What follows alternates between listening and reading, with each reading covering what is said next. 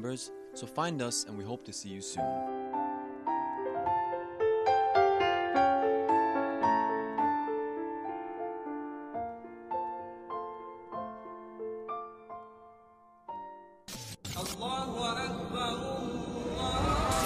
Jihad has come to America.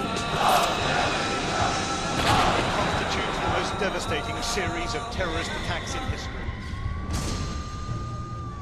The only deen Allah accepts is al-Islam. And whoever seeks any other deen apart from Islam will never be accepted.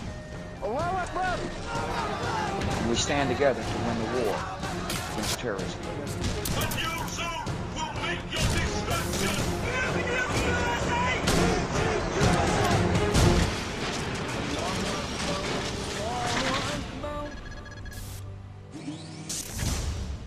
Welcome back here on Jihad Exposed. Quick announcement, make sure you stay tuned tomorrow night, Wednesday at 10:30 p.m.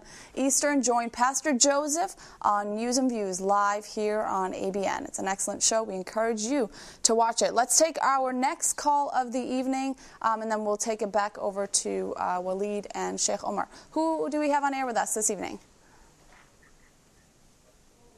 Welcome, you're live on ABN.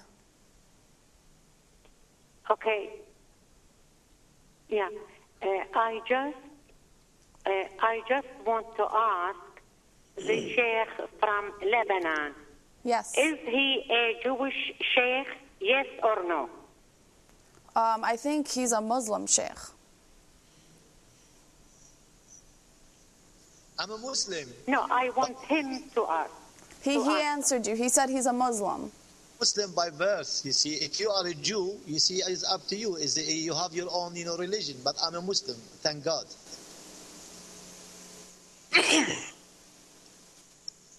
Was that your only question? Because we have to move on to the next call. Okay, that was her only question. That was an easy question. Let's take our next call. You're live on ABN. Yes, this is J. Mark Campbell with FloridaSecurityCouncil.org. How are you doing today? We're very good. Thank you for calling. Yes, my question is for Mr. Chowdhury. Yes. And I would like to ask him a real quick question. If he's an ardent follower and supporter of Sayyid Qutb.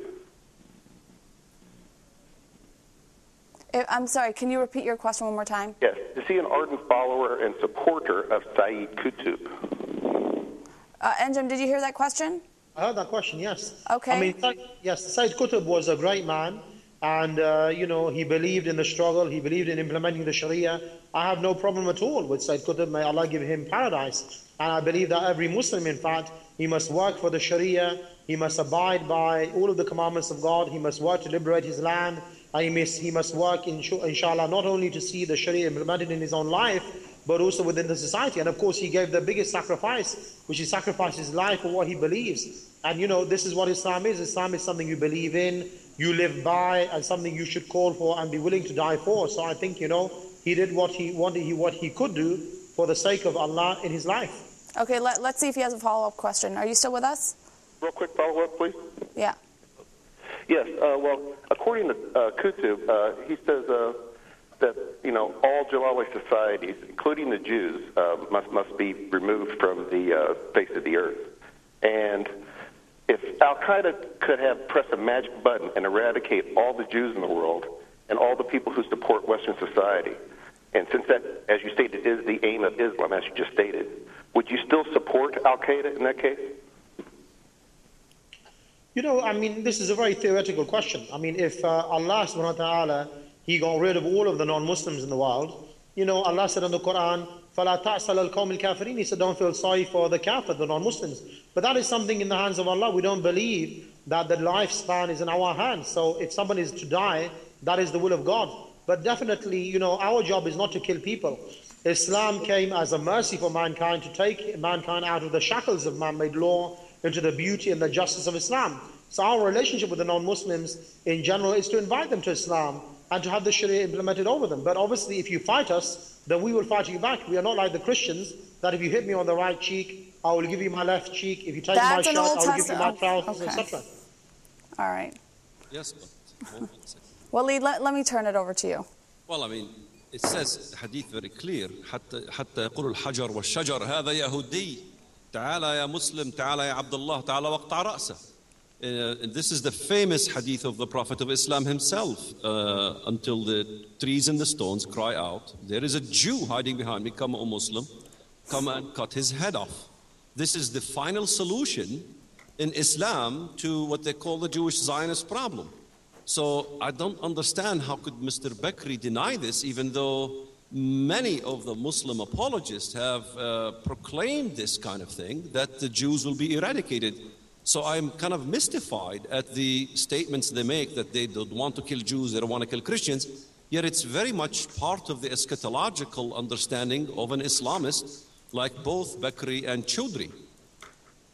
Okay, let's take our next call, and then we will come back to Anjem. You're live on ABN. Who do we have with us? Yes, hello. My name is Hector from San Bernardino. Yes, welcome to the show. Yes, I would like to ask my question to the gentlemen who are in favor of jihad. Yes. I'm a Christian myself, and I follow the life and example of Jesus Christ, and his last command to us was to spread the gospel, pretty much. Go out there and tell people, his life and what he did when he was here on earth. It never really mentioned go out, and if they don't agree with you, chop off their heads. And there is a quote that I read from the Quran, which I think Waleed kind of said it, which is the verse about if you go out there and find Jews, and even if they're behind trees and stones, to chop off their heads. Today, any Muslim could go to Rome and live in Rome and practice his religion. He could go to Salt Lake City and practice his religion. I don't believe I could take my family and move them to Saudi Arabia today, or to Iran, or to Syria. And they say that Islam is a religion of peace, but why can't I go to Saudi Arabia and practice my religion freely? And another question, if I have time, is that me as a Catholic, I have 7 sacraments, and I must practice or follow each one. I believe that jihad is actually a sacrament if you're a Muslim, if you practice Islam. So if it's a sacrament, it's something that as a Muslim you must do. I'm wondering, how do you fit that in with living with people that are not Muslims? Okay, thank you for your call. I will have Sheikh Omar address that, but I think that their position is not necessarily that Islam is a religion of peace, but more that it is a religion of submission to Allah and His orders. Sheikh Omar, would you like to address that question? Come on, for God's sake, give me time to speak. Otherwise, I will never participate with you tonight. You defending Islam. I think you've had the most mic time tonight. And Waleed defending Islam, and you defending Islam and the moderate Muslim. Oh, okay, we are bad. Are you case dismissed? Islam is supreme. It's a business of love and peace, and you admit it. And we are bad, me and Anjum. I'm happy with that. No problem, because I believe in intentional leadership. No one here on the panel said that Islam is a religion of peace, I don't think. I think we're all on the same page about that. So bad. You admitted that even Mr. Waleed so beautifully put the Islamic case on behalf of me. I'm so happy with him. You see, anyway, let me correct something only for his information. Aslim Taslam, these letters sent by the Prophet to all the kings. You see, embrace Islam, you'll be saved in the day of judgment. Otherwise, the curse of the people and the day of judgment upon you and your own will severely say on. This is nothing to do with issues of force people to be Islam. The other one, you see, I'm surprised. There's many callers has been really called, and you did not give me participate to ready to answer them, to make them satisfied. Regarding the issue, Omar, he was in prison. Jesus was in prison. Come on, does not mean Jesus is bad. So the accusation could be done against any messenger, any prophet, even, for in your case, son of God. So he was imprisoned by the Roman. However, when we are speaking about the issues of is Islam message of peace? No. Islam is a message from God to the whole mankind. God aspect of fight and God aspect as well of reconciliation, have treaties. Nobody said to you, tonight we discuss the issues of love and marriage and compassionate. No, tonight we discuss the issue of Al-Qaeda, the issue of the group who are striking fear in the heart of the East and the West. The issue of the group are terrorists, 5-star terrorists, who believe the act of terrorism is praised by God, not like the act of the American terrorism is dispraised by God. Therefore, we speak about people using the violence. And violence could be pro-life, could be against life. When the American forces, you see, in Iraq and Afghanistan, to kill life. But when the Mujahideen and Al-Qaeda fight back, is to save the life, is a pro-life. Therefore, for God's sake, you see, we accept it. To hear from you from the beginning. You want to attack personality. Now we'll jump. Kamal said, Omar Bakri daughter, this and this and that. And the shout we do with this and that. Why you speak about big no, short no? Speak about the thought if you are really intellectual person. I think whenever you defeat it, you start to attack personal people. Don't go to personal issues. Keep on the point. Islam is supreme religion. And Islam is a message for the whole mankind. We don't force people to become Muslims, but definitely we will force Islamic law and order when we have power. And this is what we are telling you. And that's correctly what he said. We, the Muslims, conquered the Roman Empire and the Persian Empire without even themselves to fight against Muslims in the time of the Messenger Muhammad. May the peace of God be upon him. So this is the foreign policy of the Islamic State. Conquer the East and the West until Islam will dominate the whole world. So this is the message is clear. So there's no need for you to start to pick on small issues. The Prophet Muhammad SAW, he married Aisha on the age of 9. But ask you questions. Why nobody from the Christians of Najran and from Yemen and from Arabia comment about these issues? Why no one of them speak against that? Because all of them used to marry on the same way. Was common practice. So obvious for you to attack it. But nobody from the time of the Prophet, even Jews and Christians who are his enemy, never attacked him because of that. Because they used to practice the same thing. For God's sake, wake up. Don't be shallow. And don't be yourself somebody who is pathetic. Speak something on the level. We speak about Al-Qaeda, serious group.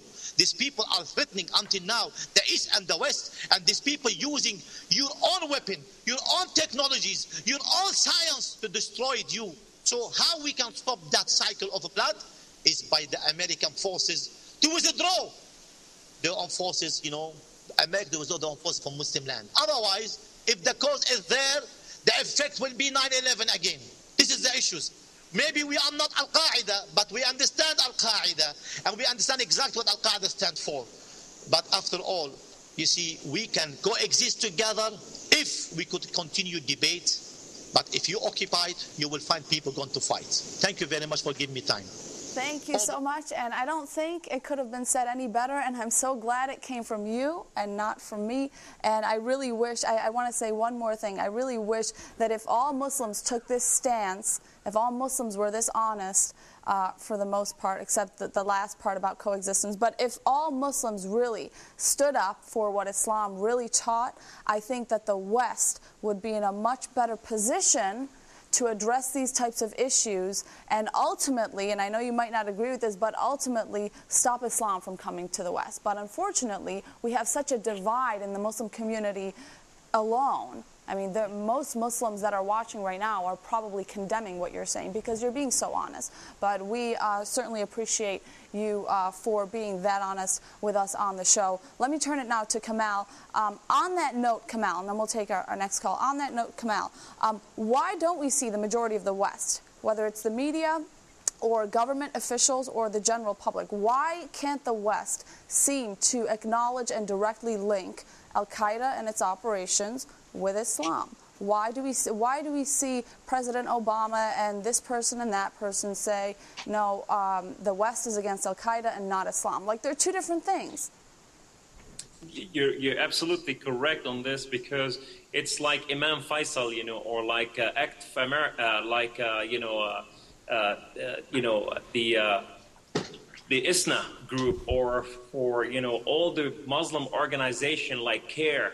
All of them these are moderate Islamic organization that they disagree with both of my Muslim brothers over there on the other end, that they're saying who they are. And I really I appreciate what they're saying because that's true Islam. That's how I understood Islam. And that's why I left Islam. But, you have Muslims that they are here in America for specific